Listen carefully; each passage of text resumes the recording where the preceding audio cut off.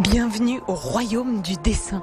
Ici, pas moins de 1000 œuvres sont exposées. C'est un véritable musée éphémère qui traverse littéralement l'histoire de l'art.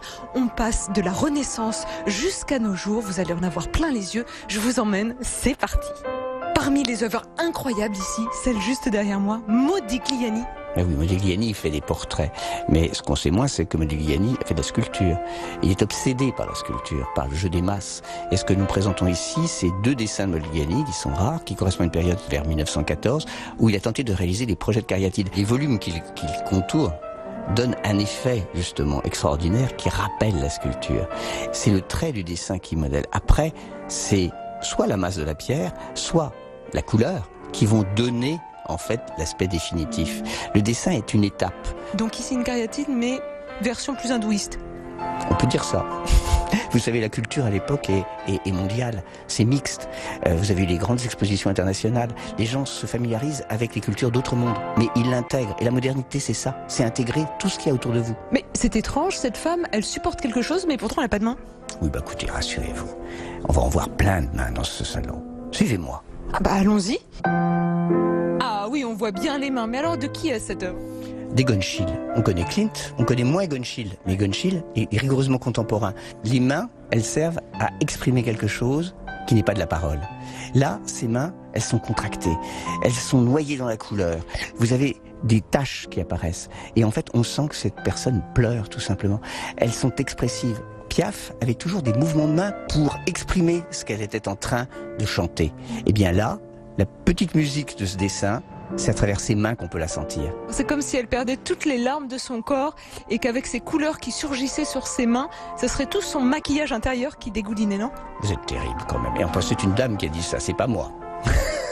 Mais ces mains, elles sont absolument partout, encore là, derrière nous.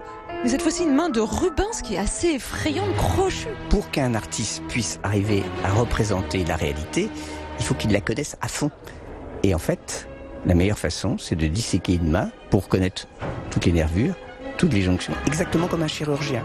Et les artistes ont pratiqué de cette façon. Vous avez toute la diversité en fait de ce qu'on peut trouver dans un salon du dessin moderne, du dessin ancien, et on peut même trouver des actrices. Oh, incroyable ce regard. C'est Hedy Lamarr et elle a été protecturée tout simplement par Picabia, une espèce de surréaliste. Alors là, ce qui est extraordinaire dans l'œuvre de Klimt, c'est que cette femme nue a l'air de flotter. Elle rêve, elle s'endort et elle nous emporte dans son voyage. Regardez ce paysage, comment il est conçu. C'est tout le trait de Van Gogh. Et vous voyez comment il y a une différence entre le maître de la couleur et réussi en noir à faire quelque chose qui vit. Le dessin a permis de comprendre l'espace. Et il y a quelqu'un qui a parfaitement révolutionné l'image de l'espace, c'est Cézanne. Et nous avons ici la chance d'avoir une aquarelle de Cézanne. Pour cette 28e édition du Salon du dessin, une particularité encore, la mise en avant de l'art contemporain. On a presque l'impression de percevoir le clignotement des lumières, c'est ça qui est surprenant. Au niveau de la technique, comment vous faites pour faire cet effet-là ? Une des techniques les plus anciennes, de l'Antiquité, le tout pigment est appliqué sur une surface avec de la colle. Donc ça, soit c'est de la colle de peau de bête, lapin, poisson, soit c'est une colle comme l'œuf, l'albumine. Ça sèche et c'est mat. Et ça donne une luminosité à la couleur qui est très, très différente de la peinture à l'huile que vous connaissez peut-être plus. Nous voici donc plongés dans l'heure bleue. Qu'est-ce qui se passe là? C'est de la nuit, il y a quelque chose d'un peu féerique dans cet univers.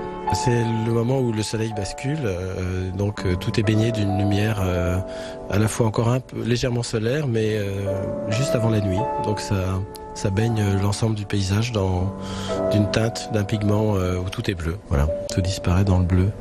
Et ici même, la joaillerie a toute sa place à la maison Chaumet. On vous présente des feuilles de dessin, mais aussi des feuilles tout droit tombées des arbres. Ça. Absolument. Vous avez ici une feuille qui présente différentes végétaux, des fraisiers, du lierre. Et donc, c'est une étude presque scientifique de la nature qui va permettre ensuite de réaliser une pièce de joaillerie. Bon, c'est d'accord Bertrand, je prends celui-là. Vous me le faites quand? Dans un an. De la nature, encore et toujours, et cette fois-ci avec une œuvre de Matisse là derrière nous.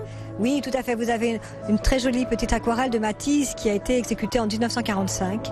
Il a réussi à rendre pour lui l'odeur du parfum à travers la couleur, le mouvement, la fluidité de l'odorat. Alors je crois que ces fleurs, on les retrouve autre part. Oui, on les retrouve dans ce merveilleux ouvrage qu'a fait Monsieur de Brunoff, qui était ancien rédacteur de Vogue à l'époque, en 1945, sur le thème du parfum. Et il a demandé à plusieurs artistes, dont Henri Matisse, de lui traduire pour lui ce qu'était le parfum. Et il a traduit ça par la fleur, l'odeur de la fleur. Je vous prends au mot, je vais sentir cette œuvre. Il y a comme une odeur de guimauve à la violette. Voilà, c'est ça. Hein. Plutôt, on se rapproche un peu plus de la nature en parlant de la violette et de l'aspect floral du parfum. Ici, nous sommes dans un marché d'art, donc ces dessins sont à la vente, des prix allant de 2000 € à plusieurs millions. Alors ce Matisse, quelle est sa fourchette de prix? Un peu plus de 60 000 €. D'accord, donc si on n'est pas tous prêts à pouvoir l'acheter, vous pouvez toujours venir en profiter pour le regarder autant que vous voulez jusqu'au 1er avril. À bientôt.